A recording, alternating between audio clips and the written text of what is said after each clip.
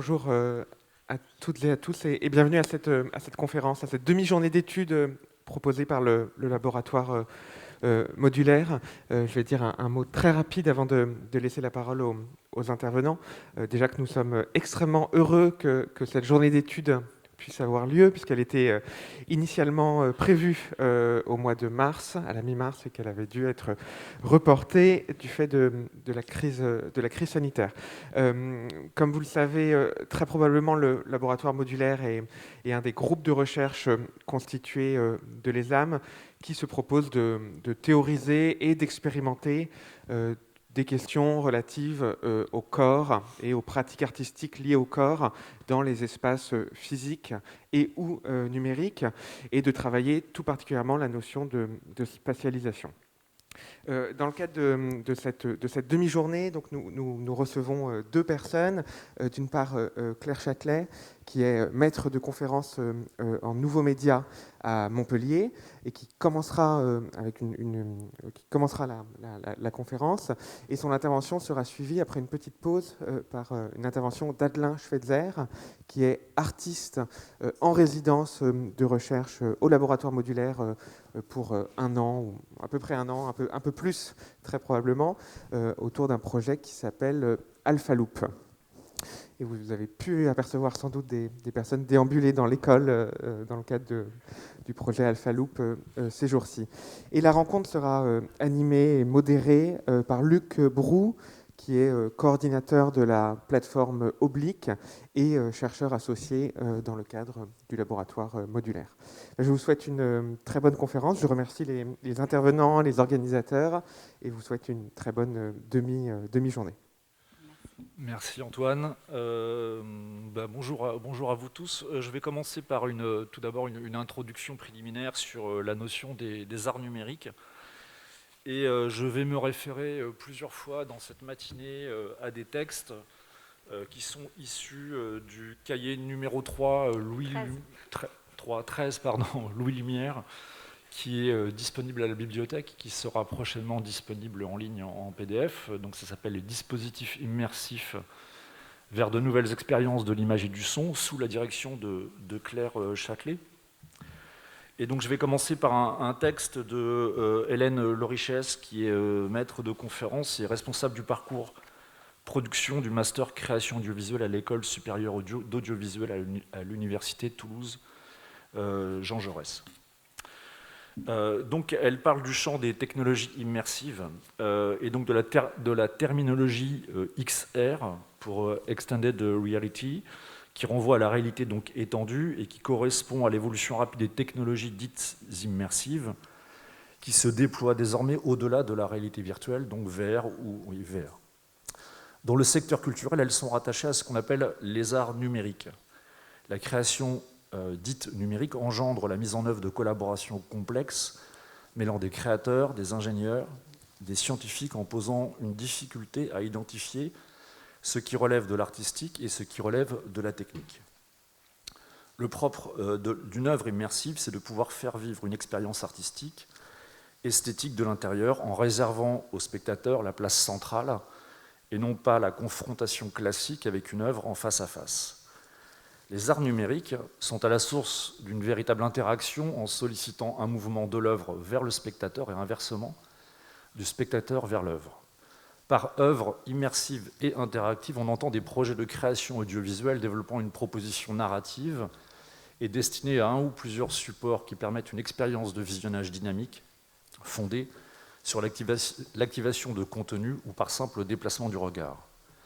Ce champ d'intervention recouvre notamment les œuvres destinées aux technologies immersives, réalité virtuelle, réalité augmentée, et les narrations interactives conçues pour le web ou les écrans mobiles.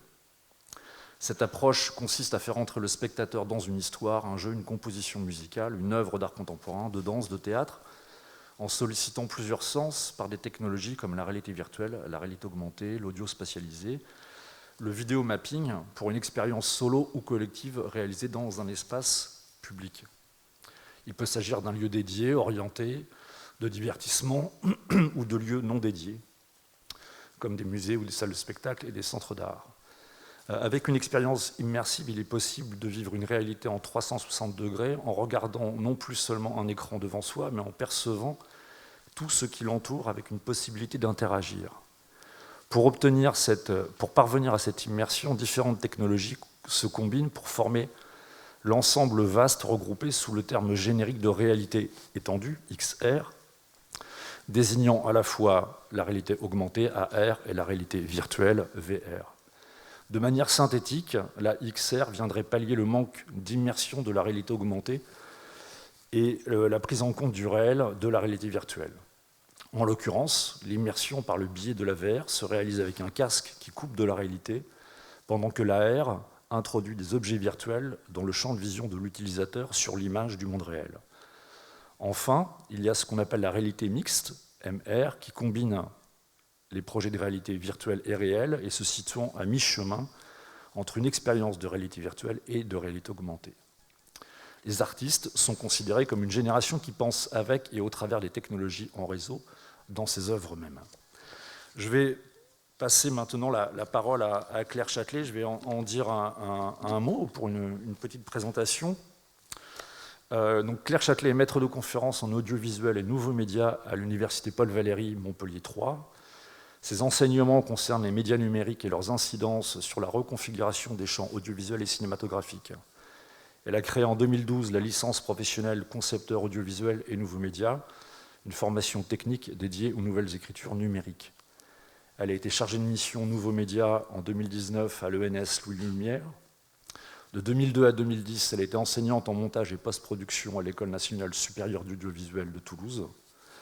De 2000 à 2002, elle a occupé le poste d'ingénieur d'études, responsable du pôle production du service des technologies de l'information et de la communication à l'université d'Angers. Elle est par ailleurs auteure et conceptrice de projets interactifs et travaille actuellement à la réalisation d'un film en réalité virtuelle. Sa recherche porte sur les écritures audiovisuelles interactives et les enjeux esthésiques des nouveaux écrans. Parmi ces publications, donc le cahier que je vous ai montré, et puis également un autre ouvrage qu'elle a dirigé, qui date de décembre 2019, La FEMIS présente La réalité virtuelle, une question d'immersion. Voilà, Claire, je te passe la parole. Alors j'attends que vous partiez pour me démasquer. Bonjour à toutes et à tous. Merci beaucoup pour cette invitation. Merci Luc, merci David et merci surtout Adelin qui est à l'initiative de cette invitation. Donc je peux enlever mon masque, vous m'entendrez mieux. Et je n'aurai pas de buée sur les lunettes, donc je pourrai lire mon texte, ce qui est pas mal. Donc vous avez constaté depuis sans doute depuis ces 5-6 dernières années qu'il y a un fort engouement pour la réalité virtuelle et plus généralement pour toutes les technologies immersives que Luc vient d'énumérer. Alors elles sont réunies sous ce sigle XR de réalité étendue. Bon, pour moi, c'est un terme qui pose beaucoup de problèmes d'un point de vue sémantique. Qu'est-ce que cette réalité? Qu'est-ce que ça veut dire étendre la réalité? Bon, je ne reviendrai pas là-dessus, mais il faut aussi penser que ce type de terminologie a aussi un sens très, très marketing. Donc, moi, je vois surtout ça par rapport à cette notion-là. Et d'ailleurs, l'engouement aussi autour de ces technologies immersives me paraît quand même largement entretenu par les acteurs eux-mêmes, c'est-à-dire par les industriels qui, évidemment, veulent vendre des casques. Donc, pour vendre des casques, il faut faire des contenus. Et le discours médiatique qui accompagne ce développement favorise aussi cette effervescence des dispositifs immersifs. On voit bien que la rhétorique de la surenchère, on parle d'expériences enrichies, de réalité étendue, de sens augmenté, d'expériences sensorielles, est souvent convoquée pour qualifier les effets de ces dispositifs. Et je ne sais pas si vous avez déjà fait des expériences en réalité virtuelle, notamment dans des festivals. Moi, j'en fais beaucoup par rapport à ma recherche et très souvent, je suis assez déçue et je me dis que c'est plutôt la logique spectaculaire et sensationnelle qui prédomine et que la réflexion par rapport à l'adaptation du médium à l'histoire que l'on veut déployer ou à l'esthétique que l'on souhaite travailler manque parfois, assez souvent, dans les dispositifs que l'on trouve dans ces festivals. Néanmoins, on est là pour ça aujourd'hui, pour essayer de voir quelles sont les œuvres qui peuvent être intéressantes utilisant ces technologies. Donc, on va en particulier entendre Adelin et dans tous les ouvrages que j'ai dirigés, il est très souvent cité en exemple parce qu'il questionne vraiment le médium et l'utilisation des technologies immersives. Donc, c'est vraiment intéressant par rapport à cette adéquation-là. Donc, comme toutes les techniques, leur appropriation ou même encore mieux leur détournement par certains artistes ouvre des voies d'expérimentation qui peuvent s'avérer productives. Alors, pour proposer de nouvelles configurations d'images et de sons, pour raconter autrement des histoires, ou encore pour offrir des expériences précisément sensorielles. Et ce qui est enthousiasmant, en tout cas, pourquoi moi je m'y intéresse en tant que chercheuse et aussi en tant que praticienne, même si là je suis engagée dans la réalisation d'un film en réalité virtuelle et c'est très très très compliqué. Donc, ce qui est intéressant du point de vue donc, de la recherche, pour moi, c'est que ces dispositifs nous obligent à réfléchir à des outils conceptuels pour les penser et pour les analyser, plutôt que, enfin, ça devrait en tout cas nous mobiliser dans ce sens-là, à chercher de nouveaux outils ou à aller chercher d'anciens outils qui pourraient être opérants, plutôt que d'adhérer à des néologismes un peu fumeux comme celui de XR, où ça nous oblige aussi à nous interroger sur des notions qui sont communément admises, comme par exemple celle d'immersion. Alors c'est la question qui est posée dans l'ouvrage que j'ai dirigé pour la FEMIS, mais avec un point d'interrogation, c'est posé comme une question. Parce que pour moi, c'est pas parce qu'on dit technologie immersive que l'immersion va de soi, mais j'y reviendrai. En tout cas, ce qu'on peut remarquer, c'est qu'une grande majorité de ces formes, qui sont finalement très diverses, très hétérogènes, elles impliquent le spectateur dans une réception plus active, voire interactive, ou si l'on veut, immersive. En tout cas, une réception qui sollicite très fortement le corps et les sens. Là, vous voyez, c'est une photo que j'ai faite moi-même au festival New Images l'année dernière. Donc on voit, bon, les gens sont un peu ridicules, mais en tout cas on voit qu'ils sont en train d'agir totalement avec leur corps. Donc pour ancrer un peu théoriquement les choses, on pourrait envisager de penser ces formes à la suite du philosophe américain Alva Noé comme s'apparentant à de l'art expérientiel. Alors, bon, peut-être tout le monde est au fait de ce que signifie art expérientiel, mais je vais revenir un peu dessus. C'est mon côté prof. Donc, c'est cet art inactif qui engage d'une manière particulière le corps du spectateur et non plus seulement sa vision. Et pour forger cette terminologie, Alva Noé s'est appuyé sur les théories de la cognition du neurobiologiste Francisco Varela. Il a en fait importé dans le champ de l'art ce concept opératoire d'énaction pour insister sur l'importance des contingences sensorimotrices et de la proprioception dans l'expérience de l'œuvre. Alors, qu'est-ce que c'est la proprioception ? C'est en fait l'ensemble des informations nerveuses qui sont transmises au cerveau et qui nous permettent d'appréhender la position des différentes parties du corps dans l'espace.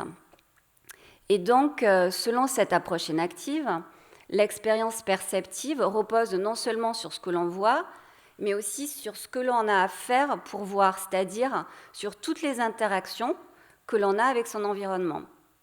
Il s'agit donc d'une activité complexe qui engage tout le corps et le corps justement en mouvement. Et donc les formes que l'on qualifie d'immersives tendent ainsi assez logiquement à confondre par leur qualité œuvre et expérience. C'est par exemple le cas, ça me paraît être un cas assez emblématique à toutes les installations du collectif TeamLab. Donc là, il s'agit de mapping interactif qui, en fait, je ne sais pas si vous l'avez vu, c'était à la Villette à Paris, à une rétrospective sur le collectif TeamLab. Moi, avant de le voir dans la réalité, j'étais très très fan de leur travail. Et en l'ayant expérimenté moi-même. J'ai trouvé ça extrêmement spectaculaire et très beau, mais j'étais très très frustrée du point de vue des émotions esthétiques que ça avait pu m'apporter. Donc je vais vous montrer ce...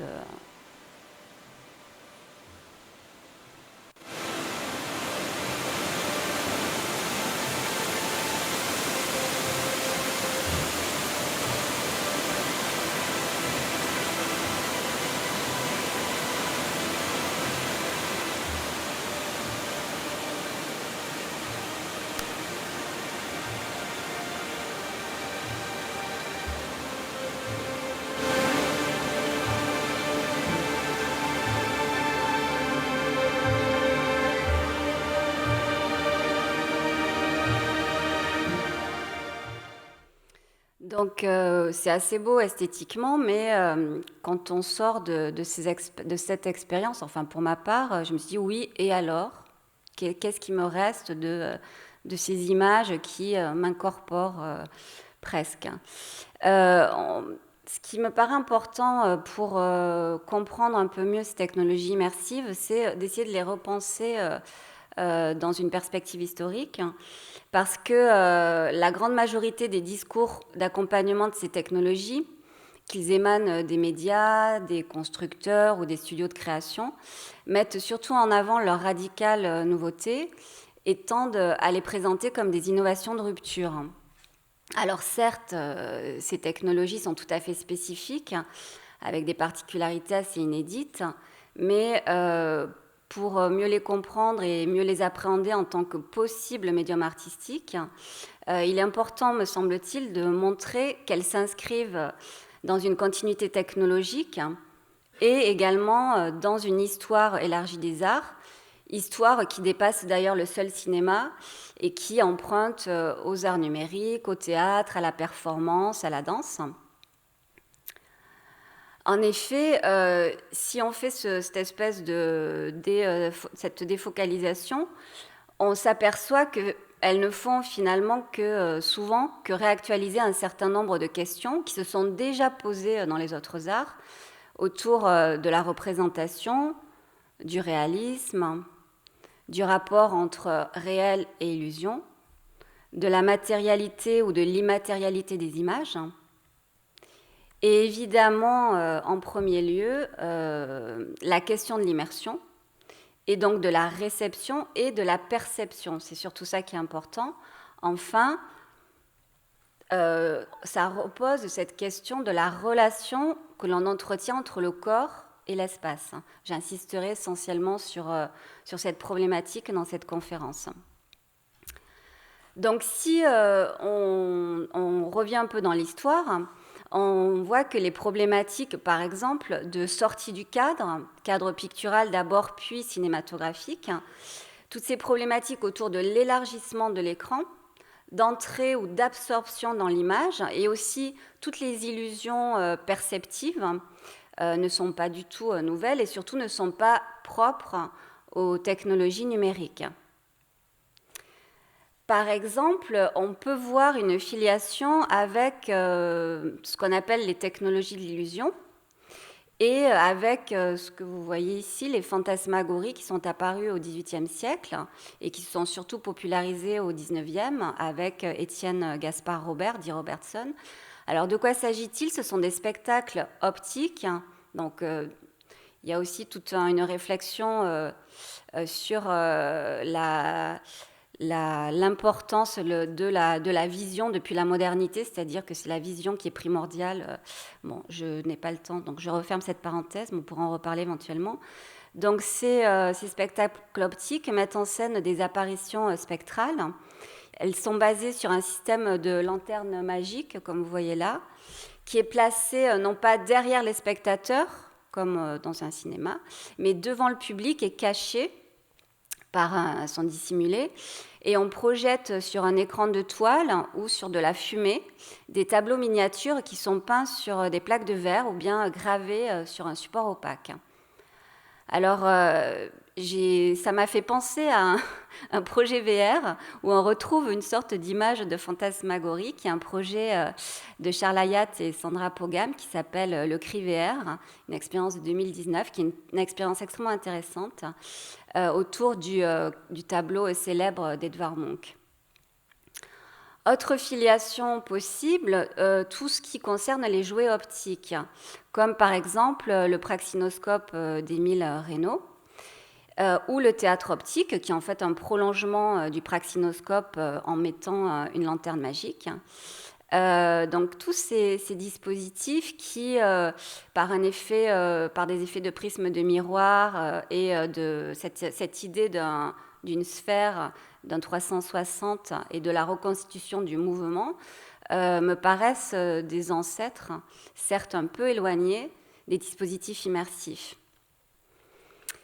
On trouve évidemment des prolongements plus directs de ces technologies, ces dispositifs de praxinoscope en art contemporain. Par exemple, dans cette œuvre, moi que j'aime beaucoup, de Jeff Guess, From Hand to Mouth, de 1993, qui présente un panorama photographique circulaire, suspendu au plafond dans une pièce plongée dans l'obscurité, dans laquelle l'artiste a assigné une place particulière au spectateur, puisqu'il se trouve invité au centre de cette sphère, au centre de l'installation. Pourquoi je vous montre cette œuvre ? Bon, elle est géniale aussi parce que, rien à voir, mais c'est quand même un truc avec le corps. Vous connaissez, non ? Il a fait des sténopées, mais il a fait ça avec sa bouche. Donc en fait, c'est sa bouche qui permet de faire entrer... c'est un dispositif extrêmement intéressant. Donc, pourquoi j'ai choisi de montrer ça ? Parce qu'avec ce dispositif, Jeff Guess réactive les panoramas du XVIIIe siècle, qui apparaissent pour ma part comme un dispositif très très proche des dispositifs immersifs actuels, puisque le but du panorama, c'est de faire oublier l'espace réel au spectateur pour le plonger dans un lieu imaginaire ou dans une scène, souvent c'était des scènes historiques. Alors ça ressemble à ça. Ça, c'est un panorama de Paris. Ça a été la grosse mode dans les années, au 19e siècle. Donc c'est l'Écossais Barker qui les a inventés. On parle aussi de cyclorama par rapport à cette idée de 360. Donc il s'agissait d'un dispositif constitué d'une rotonde sur les murs de laquelle se déployait une peinture sur 360 degrés et le spectateur voyait comme un paysage qui se déployait autour de lui. Alors on peut encore en faire l'expérience si vous avez l'occasion d'aller à La Haye, aux Pays-Bas. Vous avez le panorama de Mesdag qui a été construit à la base en 1880 et qui a été réhabilité. Donc on voit bien là la rotonde et la vue de la rotonde et on voit la toile peinte, à part que là il y a aussi une installation avec du sable, etc. Pour continuer dans ma perspective historique, donc au XIXe siècle, le diorama de Daguerre prolonge justement le panorama. Et là, on a des panneaux peints, mais en plus, ils changent. Et les spectateurs sont placés au centre sur un plateau rotatif, donc ils bougent aussi avec l'image. Mais d'un autre côté, là, c'est plus du point de vue de la posture spectatorielle et de la façon de... par exemple, quand on a un casque de réalité virtuelle, le problème par rapport à du cinéma, c'est qu'on fait une expérience souvent, alors pas chez Adelin, une expérience souvent individuelle. Et moi, ça me rappelle assez ces expériences de proto-cinéma ou de cinéma primitif, et notamment le kinétoscope conçu par Edison en 1891, où le spectateur avait donc des sortes de petites lunettes. Et après, il y a eu aussi du son, donc une sorte de casque audio très ancien, pour voir des images c'était des images photographiques, mais qui donnaient l'illusion du mouvement. En fait, la majorité des installations, on ne parlait pas d'installations, mais des expériences des débuts du cinéma autour de l'art forain, donc tout ce qui est des attractions, me paraissent être vraiment un ancêtre évident de la réalité virtuelle. Et ça m'a un peu sauté aux yeux à force de voir des films en réalité virtuelle. On rattachait ça au cinéma, puisque moi je viens du cinéma, donc je vois surtout des films et pas tant des installations. On rattachait ça au cinéma, mais en fait, je me suis dit, c'est pas du tout le cinéma, c'est plutôt le cinématographe et les débuts du cinéma auxquels on pourrait les rattacher. Par exemple, là, c'est une proximité assez évidente avec tout ce qui est autour du spectaculaire au début du cinéma. Donc tout ce qui implique le spectateur dans l'image, comme par exemple, alors pas ça, j'ai pas trouvé d'image, le cinématographe géant des Frères Lumière, qui a été présenté lors de l'exposition universelle de 1900 et qui proposait une projection sur un écran de près de 400 mètres carrés, dont la surface permettait au spectateur de voir des deux côtés de l'image et non pas juste sur un seul côté. Ça, là, cette image, c'est le cinéorama de Raoul Grimoin-Sanson, qui a aussi été présenté à l'exposition universelle de Paris, mais selon les archives, on ne sait pas s'il a vraiment fonctionné. Donc, il y a apparemment, il y aurait eu une seule représentation. En tout cas, le prototype existait. Il s'agissait de faire rentrer des spectateurs dans une sorte de nacelle de montgolfière et par un système de multiprojecteurs, de projeter, comme dans un panorama, donc circulaire, des images qui avaient été filmées vraiment depuis un ballon. Donc là, totalement immersif, si on peut utiliser ce néologisme. Vous vous doutez que, enfin vous vous doutez pas, mais je vais vous le dire, un jour j'arrive à La Rochelle, au festival Pixie, parcours interactif d'expériences immersives et innovantes. Bon, déjà, ça aurait dû m'inquiéter ce nom. Je tombe sur ça. Mais en plus, c'était vraiment le clou du spectacle à l'entrée. Aucune référence au cinéorama de Raoul Grimoin-Sanson. De quoi s'agissait-il ? De faire un vol en montgolfière en VR. On vous met un casque, vous rentrez dans cette nacelle qui ne bouge pas. Vous voyez des images assez moches dans votre casque qui ont été filmées depuis un ballon. Alors, peut-être c'est immersif, mais c'est certainement pas innovant. Et cette logique des attractions sensationnelles, elle prolonge d'ailleurs les premiers dispositifs que l'on peut considérer comme des ancêtres directs de la réalité virtuelle.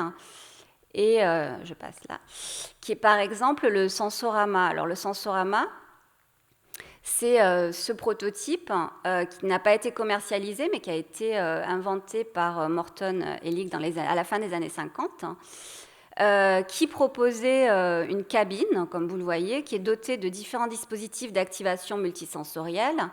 Alors, des images stéréoscopiques en 3D, enfin en relief, du son stéréo, un siège vibrant, la diffusion de parfums, des sensations de vent sur le visage avec des petits ventilateurs. Bref, le cinéma 4DX déjà dans les années 50. Et aussi, ça rappelle très fortement ces bornes arcade VR qui permettent d'expérimenter la VR donc dans ce genre de dispositif. Ça rappelle aussi des dispositifs de simulation plus complexes comme Birdly de la société Somniax qui a été inventé en 2017, que vous pouvez expérimenter si vous le souhaitez en allant à Saint-Denis, au Parc des Princes. Alors vous n'allez pas, là je vais vous montrer des images où on survole New York. Si vous allez au Parc des Princes, vous allez survoler le Parc des Princes. Bon, je ne sais pas si ça peut vous intéresser, mais en tout cas, ce simulateur de vol permet au spectateur qui est équipé d'un casque VR de se mettre virtuellement à la place d'un oiseau qui se déplace, donc dans le ciel évidemment, la vitesse, alors on est sur un coucher là, avec les bras écartés, et c'est des ailes métalliques qui bougent en même temps que vous, donc plus vous allez battre des ailes, plus vous allez aller vite, et vous pouvez bouger, et face à vous, vous avez un ventilateur, vous voyez là, hop. Ça, c'est un ventilateur qui vous crache évidemment du vent sur la figure. Et ça ressemble à ça.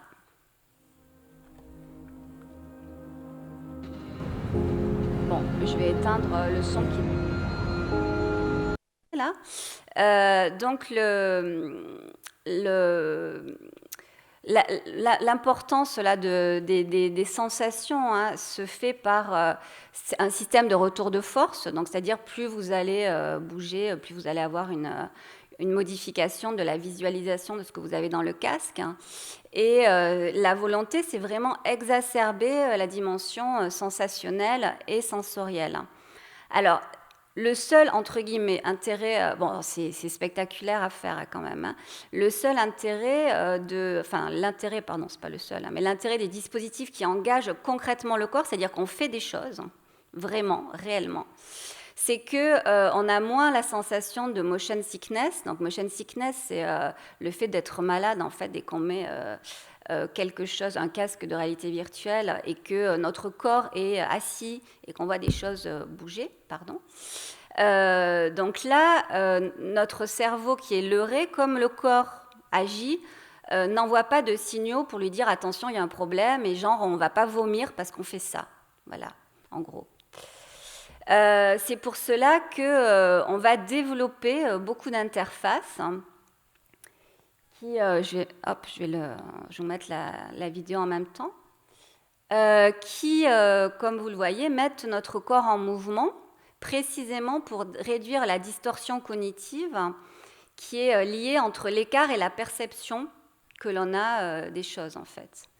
Donc là, aussi, l'utilisateur, on est souvent un peu ridicule hein, quand on fait des expériences avec des casques de réalité virtuelle. Donc là, vous voyez, ce sont comment ça s'appelle, les cybershoes, voilà, qui permettent d'avoir l'illusion du mouvement réel, de déplacement sur un tapis qui est un tapis connecté. Donc vous bougez les pieds, mais vous n'allez nulle part. Bon, à quoi ça sert? Je ne sais pas. Bon, à faire rire si on monte la vidéo, mais personne n'a ri, donc ça n'a même pas marché. Donc, on a vu ces filiations multiples là, par rapport au spectacle dit de cinéma primitif.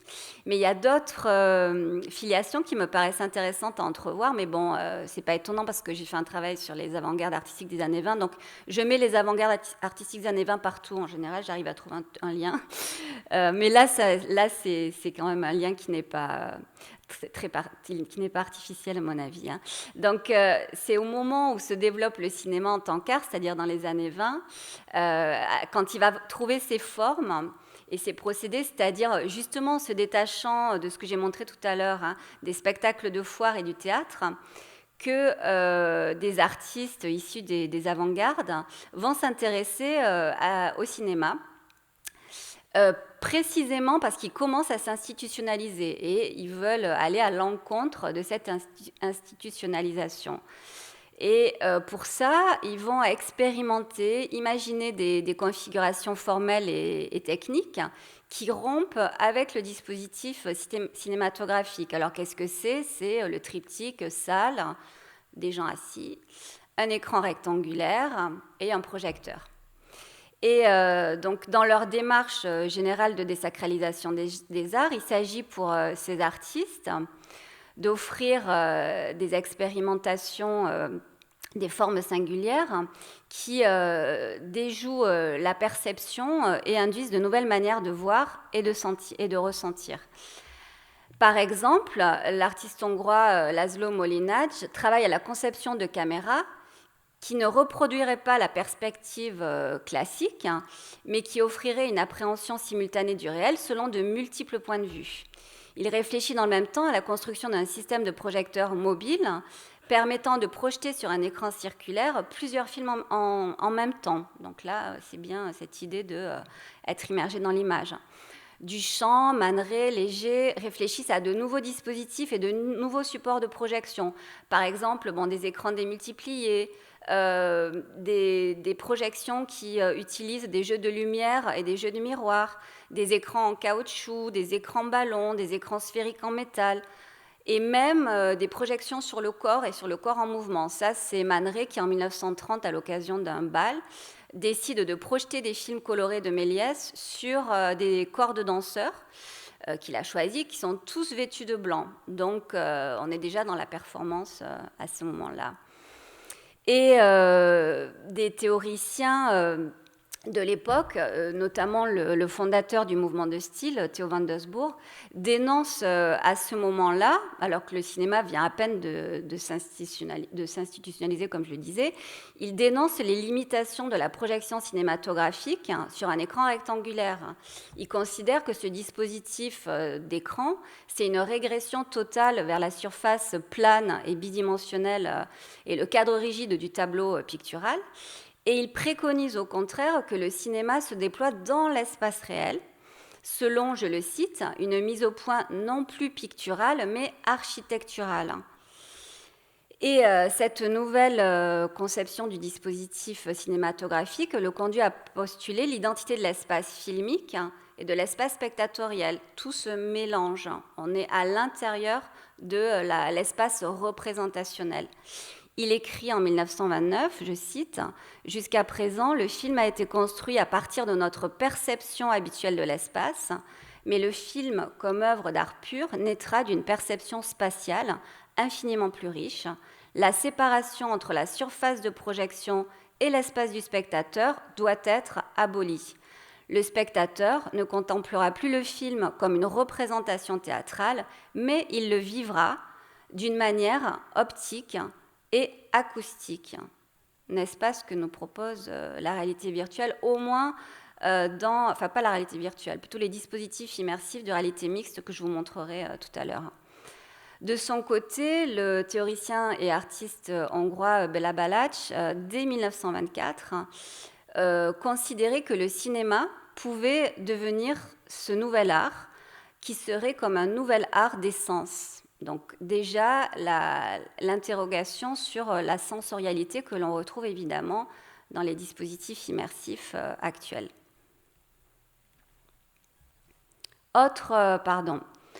La question d'un élargissement du dispositif dans l'optique des avant-gardes se trouve évidemment prolongée dans le cinéma expérimental, et notamment dans les années 60-70 par ces formes de cinéma dit élargi, expanded cinéma, donc c'est pas extended reality, mais c'est expanded cinéma, ça a plus de sens en étant je ne sais même pas le dire, en expanse le cinéma et non pas la réalité, ce qui n'a pas de sens en soi. Et on peut citer par exemple le Moviedrome, qui a été construit dans les années 60 par le cinéma américain Stan Van Der Beek. Comme vous le voyez, c'est un dôme géodésique de près de 10 mètres de haut. Et ce qui est intéressant, c'est que non seulement il projette des films simultanément, alors c'est plusieurs films, donc c'est une sorte de mosaïque de films, mais il mêle aussi à ça de la performance, de la danse, du théâtre et d'autres effets visuels et sonores. Et pour moi, cet environnement-là peut être considéré comme un ancêtre des dispositifs de réalité mixte, tels que le cave ou la vie. Je vais vous montrer ce dont il s'agit. Je vous rappelle juste que, même si Luc a bien expliqué tout à l'heure, que la réalité mixte fait coexister des objets de synthèse 3D dans votre espace réel, avec lequel vous pouvez interagir. Enfin, c'est ça, vraiment la spécificité, c'est l'interaction possible. Alors, ces éléments, ils sont visibles comment ? Ce n'est pas de l'holographie. Ils sont visibles soit par ces lunettes, là, la publicité, Magic Leap ou le casque de réalité mixte Microsoft HoloLens. Donc, vous avez une visière transparente. Vous n'êtes pas dans un casque occultant comme en VR. Vous êtes toujours en interaction avec votre propre réalité. Ou, plus intéressant selon moi, dans ce genre de dispositifs physiques, qui sont des systèmes de visualisation 3D stéroscopiques et interactifs, donc soit le cave, soit le dispositif AVI qui a été inventé notamment par l'artiste que vous connaissez bien, Jeffrey Shaw. Alors bon, évidemment, ça c'est très complexe à mettre en place et très cher. Mais sur la question de l'immersion du corps dans l'image et la spatialisation de la représentation, je trouve que ce sont des dispositifs beaucoup plus intéressants que la réalité virtuelle. Alors moi, j'ai encore jamais testé les casques. Quand je montre des choses, c'est pratiquement que des choses que j'ai vues pour pouvoir en parler. Mais les casques de réalité mixte comme Magic Leap ou HoloLens, je n'ai jamais testé. Donc je ne sais pas si toi, tu as testé, Adeline. Tu nous en parleras peut-être. Donc, par rapport à la question d'un environnement englobant, d'une représentation englobante, je trouve que ces dispositifs sont intéressants et je voudrais vous montrer 2 exemples qui me paraissent remarquables sur ces questions. Alors, le premier, sans doute, vous le connaissez déjà, mais bon, comme je l'aime vraiment, je le montre aussi. Il s'agit d'une installation donc, dans un dispositif Cave de l'artiste français Maurice Benayoun. Donc, on nous propose d'explorer un espace tridimensionnel. Cet espace, il met en scène des images d'un paysage de guerre qui n'est pas défini, puisqu'en fait, il est composé de photos et d'images d'actualité qui proviennent de différents lieux de combat. Donc, on a des immeubles détruits, des hommes en armes, des chars, des canons, etc., des corps blessés. Et on va explorer ce paysage muni de lunettes stéréoscopiques. Alors, c'est des lunettes comme au cinéma, comme quand vous allez voir un film en 3D. Et d'un appareil photo. Vous voyez l'appareil photo qui pend, là, le petit trou noir qui pend dans l'image. Et à chaque fois que le spectateur, le visiteur va photographier une partie de l'image, cette partie disparaît en laissant un vide, comme si chaque déclenchement de l'appareil photo décollait des fragments de peau du monde, puisque le titre de cette œuvre magnifique est « La peau du monde, un photo-safari dans un pays en guerre ». Je vais montrer... Hop. Normalement, j'ai une petite vidéo pour vous montrer ça. Donc, il faut faire preuve d'un peu de... Ah oui, puis le son, là, est hyper important. Il faut faire preuve d'un peu d'imagination. Donc, vous êtes dans cet environnement cave, donc avec des images devant vous et autour de vous. Vous avez ces appareils photo et vous pouvez shooter.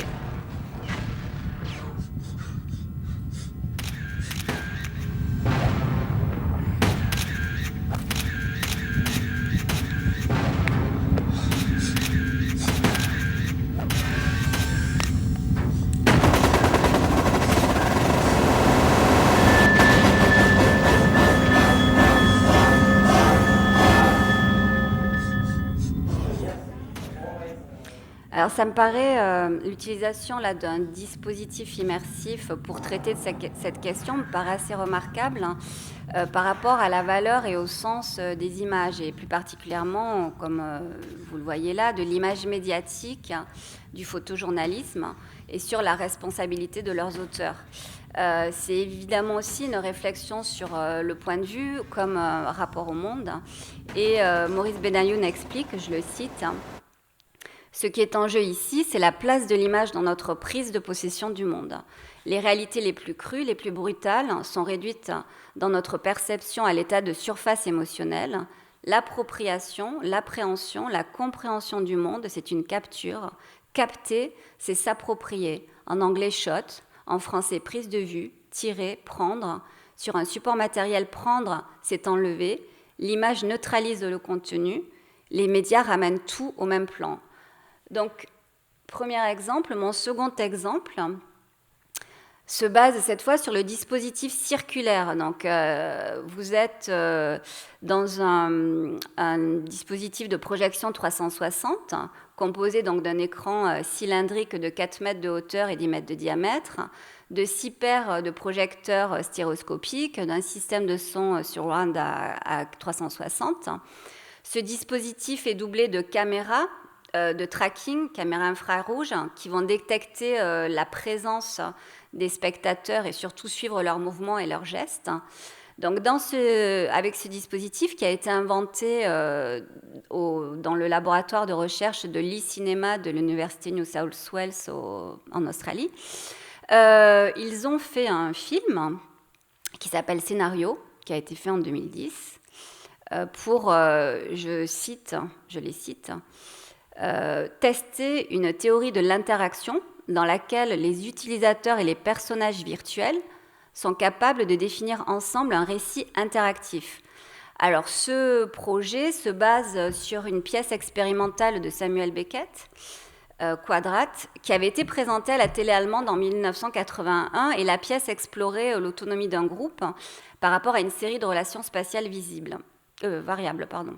Alors, on peut encore en voir sur Internet de ça. On se dit, il y avait ça à la télé à l'époque. Ben oui, des trucs de dingue.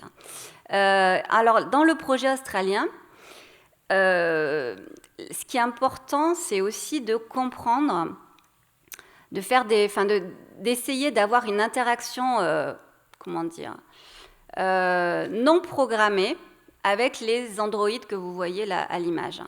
En fait, cette expérience s'appuie sur des recherches en intelligence artificielle qu'on qualifie de seconde interactivité. C'est les recherches qui permettent de donner une certaine autonomie aux personnages virtuels. Donc, ce langage de programmation qui a été utilisé permet précisément aux créatures virtuelles d'intégrer, d'analyser, d'apprendre et donc de réagir aux actions du spectateur sans que ces réactions aient pour autant été toutes prédéterminées. Donc, ces entités ont une sorte d'autonomie, d'interprétation par rapport au mouvement du spectateur. Et donc, le récit du film s'élabore à partir de ces interactions qui se produisent entre les spectateurs en mouvement et les humanoïdes. Et donc, il est en partie imprévisible, puisque ne se basant pas sur des scripts prédéterminés. Alors, essayez de faire preuve d'imagination. Vous êtes dans cet environnement. Vous n'avez que des lunettes de cinéma 3D pour avoir le relief. You want to know, don't you? You all want to know.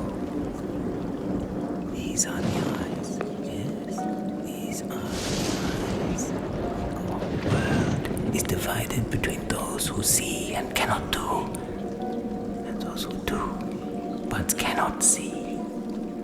Over here. Come over here. Yes, sure. I know you're there, but remember, though I can't see, we only ever see what we want to believe. Is true. There's something here I want you to say. Please. Over here.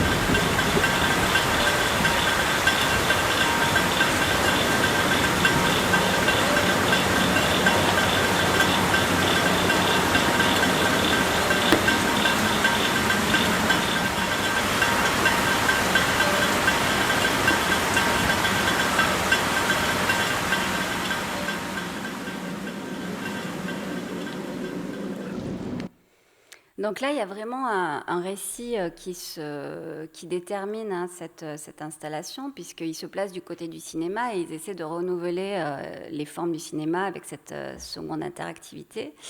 Et le projet vise, je cite, à expérimenter l'interaction homme-machine comme un processus dynamique, coévolutionnaire, dans un espace partagé, et à promouvoir une esthétique de l'interaction incarnée. Alors cette notion d'incarnation, j'y reviendrai parce qu'elle est assez importante. Et donc l'autonomie n'est pas ici du seul côté de l'humain, elle est aussi du côté de la machine. Et donc les individus, à la fois androïdes et humains, deviennent les protagonistes d'un récit évolutif.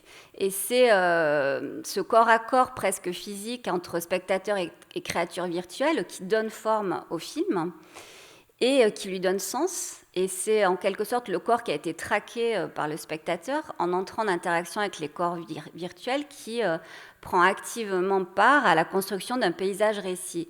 Cette notion de paysage-récit qui est assez belle, je l'emprunte à Jean-Louis Boissier. Et ce paysage-récit n'a pas des bords totalement déterminés, totalement dessinés. Il y a cette indétermination et variation du paysage, comme on peut voir dans un paysage réel. Alors jusqu'ici, à ma connaissance en tout cas, mais peut-être Adelin me détrompera, il n'y avait pas d'œuvre se basant sur des casques de réalité mixte ou des lunettes de réalité mixte, de projets audiovisuels vraiment importants. Il y avait eu quelques tentatives pour montrer ce qu'on pouvait faire avec, notamment à voir le petit robot de Star Wars qui nous parle là en même temps que je fais ma conférence. Il y avait eu des tests comme ça. Mais il y a quelques semaines a été présenté au Festival New Images ce projet qui s'appelle Fragment et qui est cette fois un projet en réalité mixte mais pour des lunettes. Donc Fragment, un paysage éclaté de souvenirs d'Aaron Bradbury, qui est une œuvre qui interroge justement pour moi le concept de paysage-récit et aussi la notion que j'emprunte aussi à Jean-Louis Boissier d'image-relation. Il l'a forgé pour interroger les installations interactives en mettant en avant le double sens du terme relation. La relation, c'est à la fois ce qui relate, donc qui raconte quelque chose, et c'est ce qui relie, c'est-à-dire qui fait lien. Et pour vraiment contextualiser ce projet, en fait, c'est le prolongement d'un film documentaire en réalité virtuelle qui s'appelle Vestige, qui avait été réalisé en 2018 par le même réalisateur et qui racontait la difficulté du deuil de Lisa, une jeune femme qui venait de perdre son mari et qui n'arrivait pas à faire son deuil, et comment se manifestait sa mémoire, la mémoire de l'être aimé, et comment elle pouvait vivre avec la présence fantomatique de ce mort qui se manifestait dans sa réalité. Et d'ailleurs, rien que le sujet me paraît assez proche des fantasmagories des siècles derniers. Donc ce projet Vestige que je vais vous montrer, enfin je ne vais pas vous montrer le projet, mais un extrait, était basé sur la captation volumétrique. Il permettait donc aux spectateurs, je parle du film VR cette fois, d'entrer dans l'espace mental de Lisa et de déclencher, selon des interactions, des images souvenirs, pour reprendre le terme de Bergson. Il s'agissait aussi de montrer que la mémoire est un acte de création et de recréation. Donc je vous montre le teaser du film Vestige.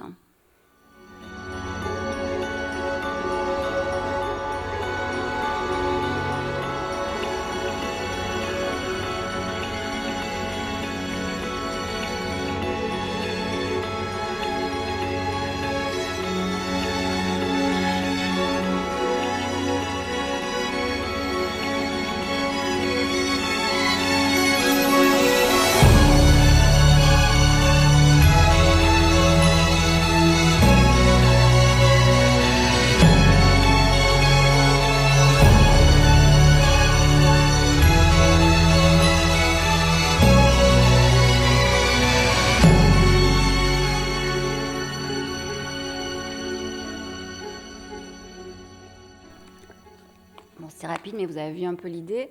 Et donc, Fragment reprend cette esthétique des fragments créés avec de la capture volumétrique. Mais ce qui est vraiment particulier, c'est parce que comme maintenant on a des lunettes en réalité mixte, on va voir ces souvenirs émerger dans notre propre espace.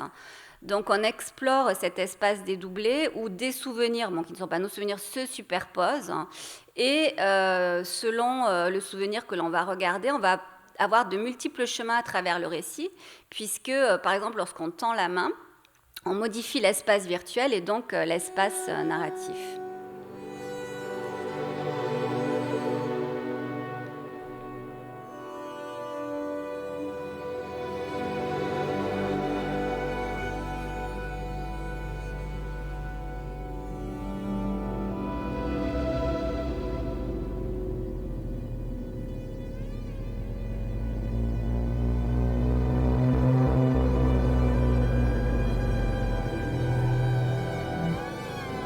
Donc il y a une réelle interaction par rapport aux éléments qui se manifestent dans votre propre réel. Vous allez déclencher des embranchements narratifs différents selon vos actions. Alors, pour essayer de voir finalement, de synthétiser finalement les principaux enjeux, selon moi, esthétiques de ces technologies immersives, et il est clair que sortir du cadre, étendre la représentation, immerger le spectateur dans l'image, brouiller les frontières entre espace réel et espace représenté sont les principales problématiques qui sont posées par ces différentes formes immersives. Et surtout le fait que finalement elle nous propose de nouveaux régimes de visibilité qui questionnent la sensorialité, la corporéité et les modalités de la perception. Vous avez vu, on joue à la fois sur le régime du simulacre, de la simulation, sur la logique de l'incorporation et même de la dissolution. Le corps devient une interface, le corps se retrouve dans l'image, et on voit que la volonté de ces dispositifs, c'est de réduire l'écart entre l'espace réel et l'espace illusionniste, ou en tout cas de brouiller les frontières. C'est pourquoi d'ailleurs les formes qui s'y développent sont appréhendées en termes d'environnement et d'immersion, suggérant ainsi non seulement une expérience sur un mode englobant, sinon absorbant, mais également une réception plus immédiate, car la volonté est de dissoudre de plus en plus ces interfaces, de littéralement les incorporer. Donc on a cette logique avec le corps casqué, même si vous avez déjà dû porter, enfin pour ceux qui ont fait le test de porter un casque, on le sent toujours. C'est assez illusoire de penser que nous intégrons l'interface.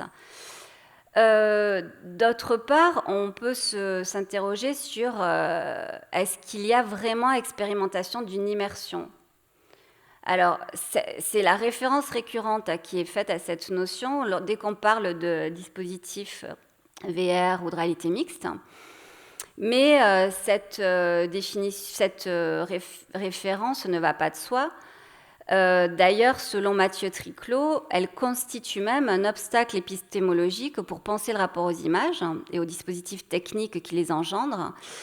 Il explique « Le terme d'immersion, je le cite, a remplacé d'autres modes de conceptualisation plus anciens des formes médiatiques, comme le problème du réalisme ou de l'effet de réel au cinéma, et une telle substitution n'est pas neutre au plan théorique. Le terme d'immersion est d'abord une métaphore, celle de la plongée dans un liquide, qui nous renvoie à la fonction de saturation de l'environnement perceptif. Mais l'obstacle vaut encore pour les jeux vidéo ou les dispositifs de réalité virtuelle eux-mêmes, où la métaphore de la plongée dans un bain sensitif occulte les formes d'engagement concrètes avec le dispositif et la fabrique d'un régime spécifique de la perception. Alors, devant cette aporie, certains théoriciens ont parlé d'effet de présence plutôt que d'immersion. Et cette question de la présence ou de la sensation de la présence est peut-être plus productive pour envisager ces dispositifs. En tout cas, selon moi, leur aspect distinctif réside vraiment dans la relation spécifique qu'ils entretiennent avec le spectateur à travers l'intrication plus ou moins complexe donc de 3 éléments, l'interface, le corps, l'image. Et l'image, vous l'avez bien vu, est ici appréhendée en tant qu'espace, en tant qu'environnement. Donc dans ces dispositifs, le corps du spectateur est partie intégrante du dispositif lui-même. Il se trouve absorbé dans l'image, il devient donc lui-même une interface. On est donc face à un corps interfacé, selon les notions que j'ai pu forger pour les analyser, et à une image incorporée. Au sens premier du terme incorporation, je vous rappelle que ça veut dire unir en un seul corps. Et donc le corps dont il est question, évidemment, c'est le corps du spectateur.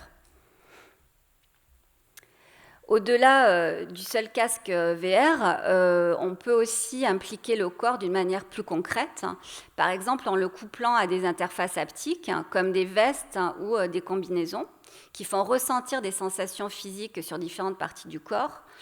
Par exemple, ça peut être aussi de la pluie, du vent, des impacts de balles, des coups, des caresses, etc. Donc il y a tout un pan, toute une industrie entre guillemets autour de la création d'accessoires haptiques, mais on n'est pas obligé d'utiliser ce type d'accessoires pour avoir vraiment un ressenti. Le corps du spectateur peut être impliqué d'une manière moins artificielle, et je voulais vous montrer un exemple à ce propos. C'est une installation de lecture immersive, Lily, qui a été conçue par le collectif Hors Normes. Je l'ai testé au Festival Expérimental de Grenoble en 2018. Alors, il s'agit d'une adaptation du texte de Marguerite Duras, La maladie de la mort. Et pour adapter ce texte, on fait une mise en scène assez intéressante, puisque c'est une double mise en abîme du texte. Alors le roman, pour ceux qui ne l'ont pas lu, raconte l'invitation que fait un homme à une femme toutes les nuits pour essayer de trouver le sentiment d'amour en lui proposant la payant pour aller dans une chambre d'hôtel avec lui. Et donc dans l'installation, on rentre, bon là c'est une image de l'installation elle-même, on rentre dans une chambre d'hôtel, qui ressemble à une chambre d'hôtel, quelqu'un nous accompagne, on enlève ses chaussures, on se met sur le lit, on nous met une couverture, on met le casque. À l'intérieur du casque, on a également une chambre d'hôtel de synthèse qui a été réalisée avec un graphisme assez minimaliste en noir et blanc. On a un balcon, ce qu'on n'a pas là, où on peut aller voir la mer. Et quand on va voir la mer, on va sentir du vent, mais pas du vent avec un gros ventilateur comme dans Birdly. Quelque chose de très réaliste sur le visage. À des moments, on est caressé, donc on entend le texte de Duras, on lit le texte, on est dans une chambre, dans le corps réel, on est dans une chambre, dans le corps virtuel.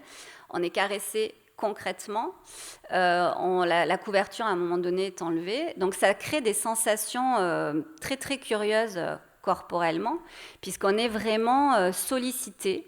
Donc il y a une sorte de redoublement par rapport au récit, mais un redoublement concret.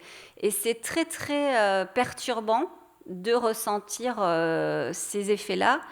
Et assez étonnamment, je vais vous montrer en même temps, puis je vais parler pour gagner du temps. Vous devriez ne pas la connaître. L'avoir trouvée partout à la fois. Dans un hôtel, dans une rue, dans un train, dans un bar, dans un livre, dans un film. En vous-même. En vous. En toi.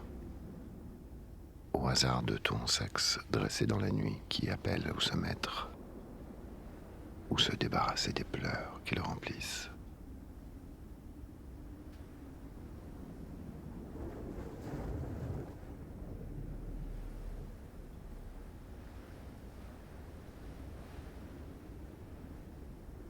Ne mentez plus.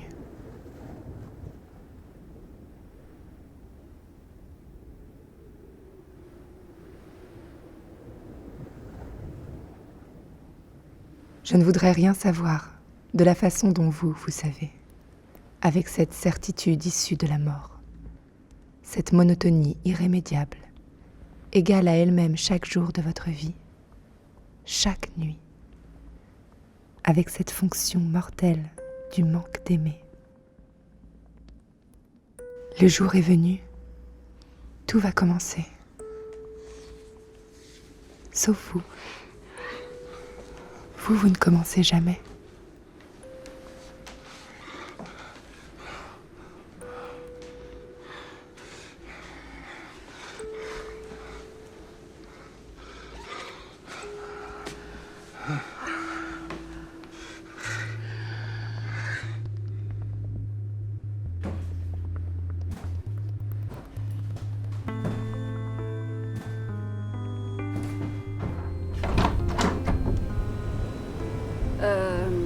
Bon, là, évidemment, vous n'êtes pas vraiment dans la bonne configuration pour apprécier l'expérience. Quand j'y suis allée, je me suis dit, oh non, ça va être atroce, Duras en réalité virtuelle. Moi, je suis fan de Duras, c'est pas possible, on peut pas faire ça à Duras. Étonnamment, j'étais assez chamboulée par cette expérience, précisément parce que mon corps réel était impliqué. Et loin d'appauvrir, alors que je pensais que ça allait vraiment être le cas, la simulation virtuelle ou loin de rompre l'espace illusionniste du récit qui se déploie dans le casque, cette stimulation physique concrète amplifie la réception. Sans doute parce que comme notre vue, elle est totalement occultée par le visiocasque de l'espace réel, le visiocasque fait vraiment écran, tous nos sens, tous nos autres sens paraissent décuplés. Et oui, je ne vous ai pas dit que quand on est installé dans ce lit, quelqu'un s'installe à côté de nous que l'on ne connaît pas, un inconnu. Donc quand on est une femme, un homme, et quand on est un homme, une femme. Donc c'est très très curieux de se retrouver exactement comme dans le récit de Duras avec un inconnu à côté de nous. Et c'est une sensation assez déstabilisante d'être touché. Alors évidemment, vous êtes touché par la personne, pas la personne qui est à côté dans le lit, hein, par la personne qui vous accompagne dans le dispositif et qui a le rôle du room service et qui, en fait, vous fait du vent comme ça. C'est très simple, hein, c'est pas un ventilateur. Mais comme vous ne le savez pas, puisque vous avez le casque sur la tête, hein, c'est très, très déstabilisant. Alors, pour revenir à ces notions, j'ai 7 minutes sur mon timer, mais c'est vrai.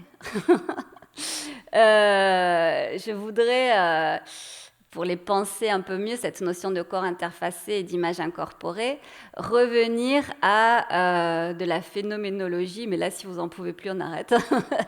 Et revenir à Maurice Merleau-Ponty, qui, en 1945, affirmait la spécificité de l'espace du corps, et du corps propre, donc dans son ouvrage « La phénoménologie de la perception », et il y écrit « Le contour de mon corps est une frontière que les relations d'espace ordinaire ne franchissent pas. » Il écrit ailleurs « Le corps est la matrice de tout espace existant, le schéma corporel est fondation d'espace. » Donc, le corps propre, pour reprendre les termes de Merleau-Ponty, c'est-à-dire celui qui relève de la subjectivité et qui est en même temps le support de cette subjectivité est le principe de toute perception. Il est à l'origine de toute spatialité effective et de toute visibilité. C'est donc l'espace subjectif qui est le lieu de la perception. Et cet espace, selon Merleau-Ponty, il se déploie en fait, ce n'est pas un espace unique, hein, il se déploie selon toute une série de ce qu'il qualifie d'espace qualitatif, qui les distingue évidemment de l'espace objectif, géométrique, quantitatif, homogène. Et ces espaces qualitatifs déterminent également ce que Merleau-Ponty appelle des espaces seconds, des seconds espaces plutôt, des seconds espaces, pas des espaces seconds. Et ces seconds espaces sont autant de théâtres de représentation spatiale. Alors ce terme-là de théâtre de représentation spatiale me paraît particulièrement intéressant par rapport à nos fameux dispositifs immersifs. Et ces seconds espaces, il les regroupe sous le concept d'espace anthropologique, et il distingue 3 espaces plus particulièrement, l'espace du rêve, l'espace mythique et l'espace schizophrénique. Et je me disais en préparant la conférence que les espaces simulés de la réalité virtuelle, ou mieux encore de la réalité mixte, pouvaient potentiellement être rattachés à ces seconds espaces qualitatifs par le brouillage qu'ils entraînent entre extériorité et intériorité. Un autre concept que l'on pourrait également questionner, c'est le concept de corps utopique de Michel Foucault, qui pourrait être opérant pour penser ces formes. Pour Foucault, je le cite, « Mon corps n'a pas de lieu, mais c'est de lui que sortent et que rayonnent tous les lieux possibles, réels ou utopiques. » Il explique par ailleurs, « L'utopie n'est pas un pouvoir surajouté et pour ainsi dire contingent du corps. Elle est plutôt sa dimension constitutive, sa paradoxale réalité, à la fois inassignable et source originaire de tous les repères spatiaux et temporels et de toutes les activités du sujet. Le corps est le point zéro du monde, là où les chemins et les espaces viennent se croiser. Le corps n'est nulle part, il est au cœur du monde. » Donc, comme le remarque Philippe Sabot, le corps utopique, ou l'incarnation utopique du corps dans l'approche de Foucault, n'est pas du tout ce corps empirique qui est situé spatialement, mais plutôt ce corps tel qu'il m'échappe toujours et me met hors de moi. Est-ce que dans ces expériences, peut-être dans l'expérience d'Alpha Loop, ne suis-je pas dans ce corps utopique qui me met hors de moi? Je vous le dirai demain, enfin je ne vous le dirai pas, mais moi je vais faire l'expérience demain, donc je répondrai à ma propre question. Alors, évidemment, ce qui permet de réfléchir à ces modifications de la perception, c'est bien l'expérience que nous propose, très particulière que nous proposent ces dispositifs, puisque notre système de proprioception, donc c'est celui qui appréhende la position de notre corps dans l'espace, est totalement perturbé. L'espace vécu est dédoublé entre l'espace de la représentation virtuelle, mais réellement perçu, et donc physiquement ressenti, et l'espace physique. Donc on est à la fois dans notre environnement réel, mais aussi ailleurs, un ailleurs qu'on a du mal à qualifier, à définir, comme si notre corps se dédoublait entre un corps réel et un corps virtuel. Donc comme si notre corps réel lui-même devenait aussi virtuel. Et évidemment, je ne parle pas du tout des avatars que l'on peut avoir dans des expériences de réalité virtuelle. Et on retrouve là le concept de double unité, tel qu'il est appréhendé en anthropologie, double unité de la conscience et du corps. C'est précisément parce qu'ils engagent, selon différentes modalités interactives, le corps et l'appareil psychique du spectateur dans l'espace de la représentation et dans l'acte de narration, que ces dispositifs de réalité virtuelle ou de réalité mixte tendent à favoriser ce que Jacqueline Ford-Maury, pardon, là, ça y est, j'ai besoin d'un café, qualifie d'expérience performative incarnée.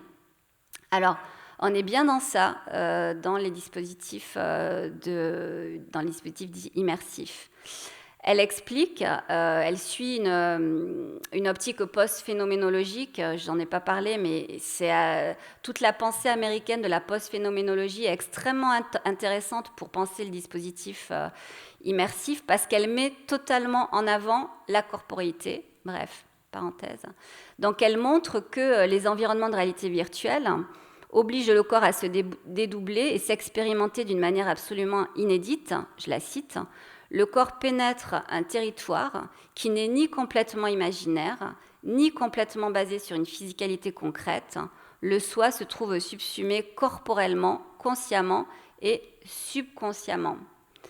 Alors, je voudrais finir cette conférence avec un dernier exemple.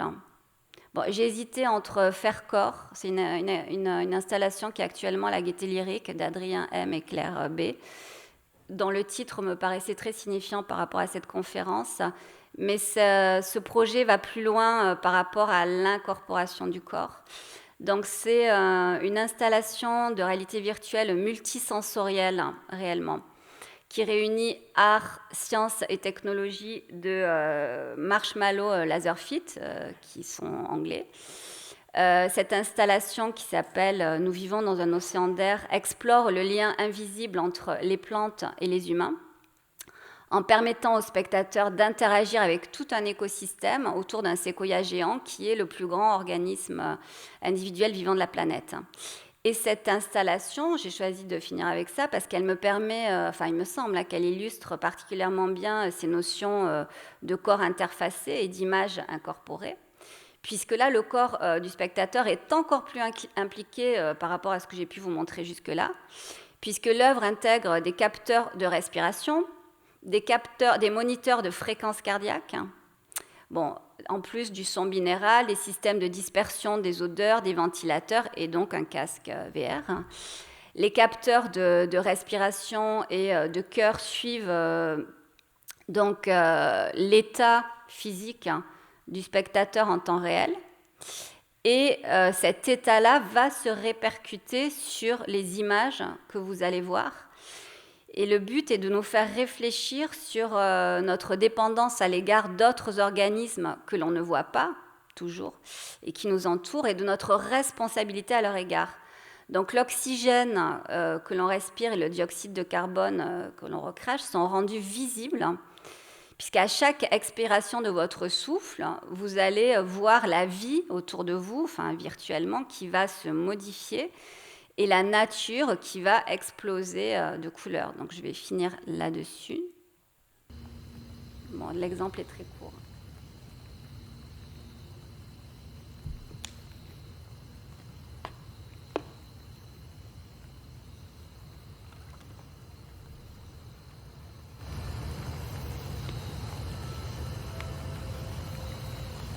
Donc ce que vous voyez dépend vraiment de votre état physique et émotionnel.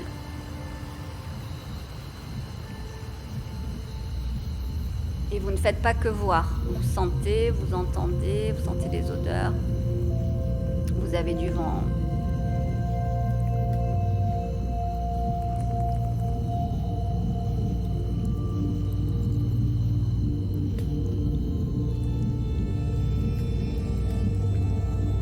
Et ça met en question aussi, bon, je n'ai pas abordé là dans cette conférence, mais c'est un point qui me paraît vraiment intéressant dans les dispositifs immersifs. Comment ils font accéder à la visibilité des choses invisibles. Donc je ne vais pas conclure, mais je vais finir sur une interrogation. Si, selon la formule de Paul Claudel, c'est le corps qui répond à la question « Où suis-je ?», alors où est mon corps lorsque je suis impliquée dans ces dispositifs qui leurrent mon cerveau ? Voilà, je vous laisse méditer sur cette question. Merci pour votre écoute.